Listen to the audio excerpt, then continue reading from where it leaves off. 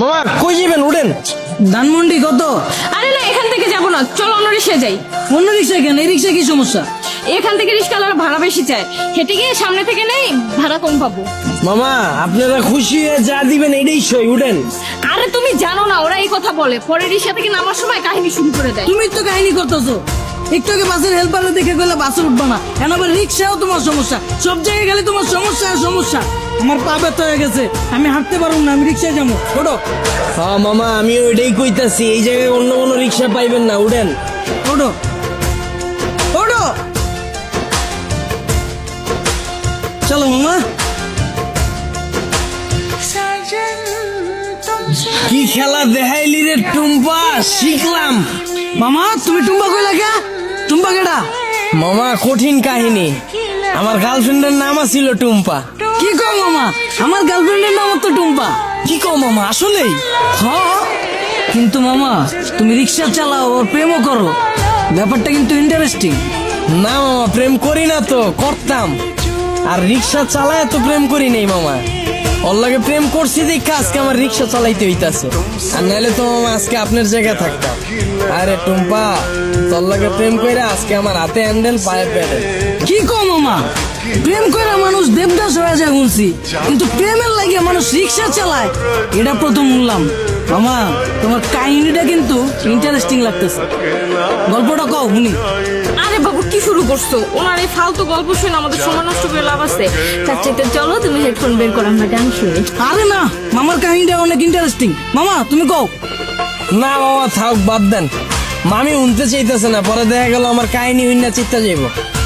আরে মামা তুমি তোমার গার্লফ্রেন্ডের কাহিনী কইবা, এটা তো হয় চেতবকে। কও মামা শুনি। মামা কি কমু দুঃখের কাহিনী, ও একটা জিনিস আছিল মামা, খালি চুস্ত। সুস্থ মানে? পুরা কাহিনী কই মামা, শুনেন তাইলে সেনা বুঝবেন। ওর মায়ায় বইরা মামা একটা চাকরি করতাম, ওই চাকরিটাও গেছে গা। ওর আর কি করার, বন্ধু বান্ধবের টাকা ধার লয়ে ওর লগে দেখা করতাম। মাসের ভিতরে 15 দিনে দেখা করতাম মামা, 15,000 চুইসা লাইতো। কেমনে মামা? মামা হয়তো মাইয়া ছিল না মামা, হয়তো পিশাচা ছিল, রক্তের মতো টাকা খালি চুইসা খায়া ফেলাইতো। তাও মামা মনেরে বুঝ দিতে পারতাম, যদি মামা ধইরা রাখতে পারতাম। মামা গার্লফ্রেন্ড গেছে কে কেমনে? মামা আমার চাকরি তো চুষেই দিছে।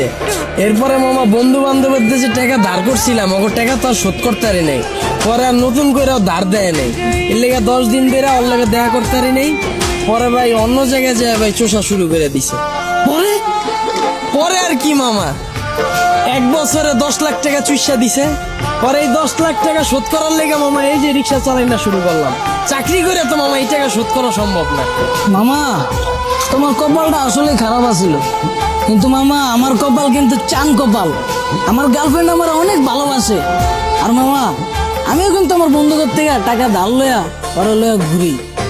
কিন্তু মামা ভালোবাসার কাছে টাকা পয়সা আসলে তুচ্ছ জিনিস। কি কও জান? মামা আপনার লেগে দোয়া করি মামা, খালি জীবনে একটাই আফসোস, যারে আম খাওয়া শিখাইলাম এখন আর আম খায় না মামা, আপেল খুঁজে। আর 2 দিন পর পর নতুন বয়ফ্রেন্ড আমার রিক্সায় উঠে। কি কও মামা? তোমার গার্লফ্রেন্ড তোমার চুষা তোমার রিক্সায় উঠে আবার বয়ফ্রেন্ড লইয়া? মামা আমি যদি তোমার জায়গায় হইতাম তাইলে 2 গালে ঠাড়া বইরা দিতাম। কি কো মামা, আসলেই? হ্যাঁ, তুমি দরকার হইলে আমার নাম্বার লয়ে লও, অগরে যখন পাইবা আমার নাম্বারে কল দিবা। দরকার হইলে আমি আইসা অগরে থাবড়ায় যাবো। কিলো থামাইছো কে? আয়া পড়ছি তো মামা, নামেন। ও আর বলছো কত দিমু? কিরে তুই আমার মালিক? মামা আপনিই তো কইলেন পাইলেই কানের নিচে বাজায় দিতে। আমারে হাতে হ্যান্ডেল পায়ে প্যাডেল যে পরাইছে ওই জিনিসই তো এইটা, এটাই তো এখন আপনার কপালে জুটছে। আর আপনি কইলেন না হেল্পার রে দেখা উঠতে চায় নাই বাসে, ওই হেল্পারও আমার মতোই চাকরি করতো, ওরে চুইসা হেল্পার বানায় দিছে, এরপর আপনারও ধরছে। যাক মামা সাবধানে থাকেন, আমার ভাড়াটা দিয়ে দেন।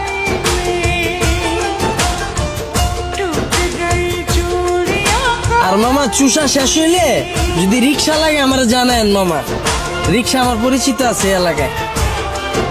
কি খেলা দেখাইলি রে টুম্পা, শিখলাম।